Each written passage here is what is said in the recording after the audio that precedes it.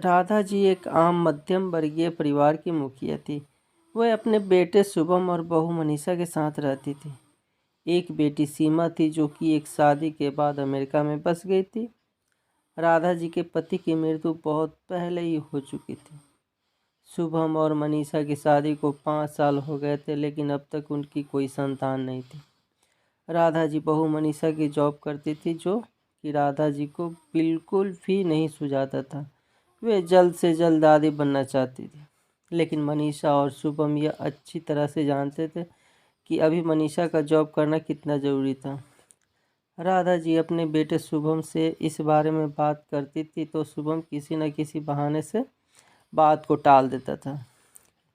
इसलिए वे मनीषा को ही परेशान करने के बहाने ढूंढते रहती थी ताकि वह अपनी जॉब छोड़ दे। और अभी कोरोना काल में तो मानो उनके मन की मुराद भी पूरी हो गई थी। हालांकि वो दिल की बुरी नहीं थी, लेकिन पोते की चाह में वे न चाहते हुए भी ऐसा कर जाती थी। अपनी हम उम्र सहेलियां को दादी बनते देखकर उनका भी मन दुखी हो जाता था। उस दिन भी घर में ऐसा ही हुआ।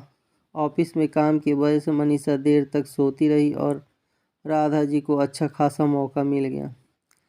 ये क्या बहू, अभी तक सो रही हो? पता है सुबह के 10 बज गए हैं। शुभम भी बेचारा कब से उठकर ऑफिस के काम पर लग गया है और तुम हो कि अभी तक सोई पड़ी हो। चलो अब उठकर सबके लिए चाय नाश्ता बना लो।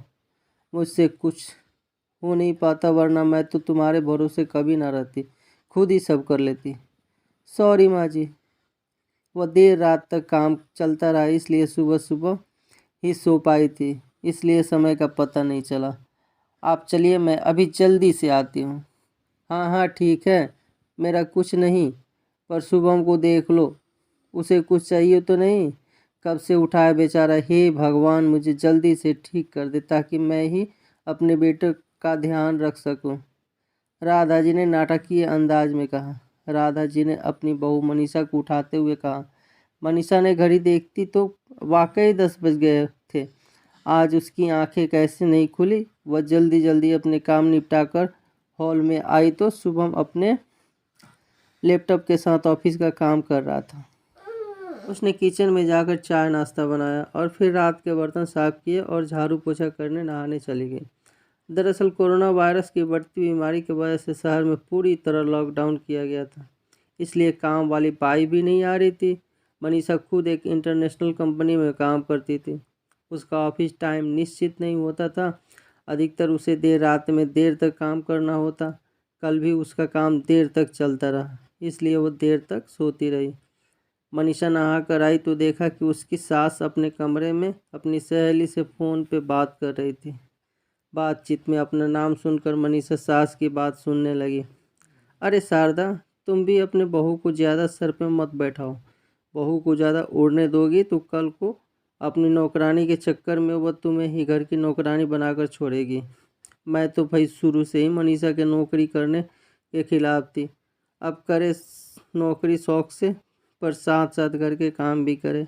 मैं तो बदन दर्द का बहाना बनाकर बैठ जाती हूँ, नहीं तो सारे काम का बोझ मेरे सिर पर आ गिरता। मैं कोई मुफ्त की नौकरानी थोड़ी हूँ। मैं तो कहती हूँ तुम भी यही किया करो। सास की बात सुनकर मनीषा की आंखों में आंसू आ गए। वह जिस सास को बीमार समझकर उनकी दिन रात सेवा करती है, उन्हें एक गिलास तक पानी उठाने नहीं देती, सारा दिन घर का और रात को ऑफिस का काम करके थकान से चूर होकर भी उफ तक नहीं करती, उसका यह फल मिला है। उसे माना वे मेरी नौकरी के खिलाफ हैं, मगर यदि घर की किस्त नहीं होती वह भी कभी नौकरी नहीं करती। शुभम का बोझ कम करने के लिए ही तो वह नौकरी करती थी।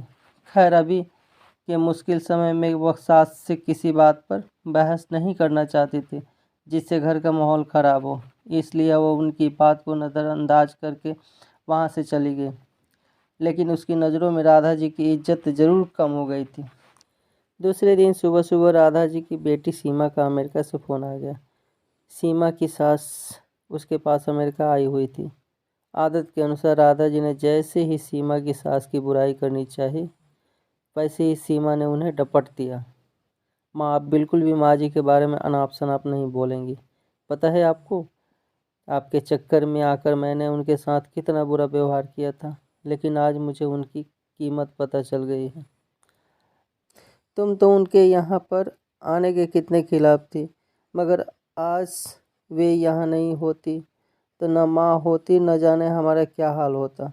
तुम्हें तो पता ही है कि मेरी नौकरी करना कितना ज़रूरी है। कोरोना ने यहाँ भी ऐसा कर रहा है कि घर से ही सब करना पड़ रहा है। किट्टू का बेबी केयर सेंटर भी बंद है। मैं और राजेश फुल टाइम बिजी रहते हैं। ऐसे में माँ जी के अकेले ही किट्टू के साथ साथ पूरे घर का सारा काम संभालना हुआ है। मुझे कुछ भी नहीं करने देती। अगर वे नहीं होती तो माँ हमारा क्या होता, यह सोचकर ही रोंगटे खड़े हो जाते हैं। सच में माँ वे कोई साधारण महिला नहीं है, बल्कि मेरे लिए देवी के समान है। मेरे इतना अपमान करने के बावजूद। और सीमा रोने लगी। उसने फ़ोन कट कर दिया। सीमा की बात सुनकर राधा जी की आंखें भर आई। उन्हें अपनी भूल का एहसास हो गया। मनीषा तो वाकई उनका कितना ख्याल रखती है। उनकी कड़वी से कड़वी बात का भी बुरा नहीं मानती है, उल्टा जवाब भी नहीं देती। वाकई अभी का समय तो एक दूसरे को हौसला देने का है, सारे गिले शिकवे भुलाकर एक दूसरे की मदद करने का है। तो फिर वे स्वार्थ में कैसे अंधी हो गई थी, इतना कैसे गिर गई थी कि ऐसे मुश्किल समय में अपने ही परिवार की सहायता नहीं कर सकती। उन्होंने उसी समय मनीषा को बुलाकर उसके सिर पर प्यार से हाथ फेरते हुए कहा, मनीषा, आज से घर के कामों में आधी जिम्मेदारी मेरी रहेगी। मैंने आज तक तुम्हें जो भी कहा और किया उसके लिए सॉरी। चलो अब तुम जाकर आराम करो, खाना मैं बना लूँगी। इधर सास का बदला हुआ रूप देखकर मनीषा की आंखों में खुशी के आंसू आ गए और अपनी सास के प्रति उनके मन में फिर से पहले वाला सम्मान वापस आ गया। शायद हमारे जीवन में मुश्किल समय आता है इसलिए कि हमें एक दूसरे की अहमियत का पता चले।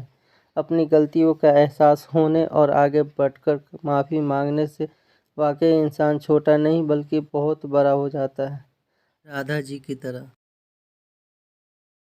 ऐसे ही अच्छे अच्छे कहानी सुनने के लिए, देखने के लिए हमारे चैनल SK हिंदी स्टोरी को सब्सक्राइब कीजिए। धन्यवाद।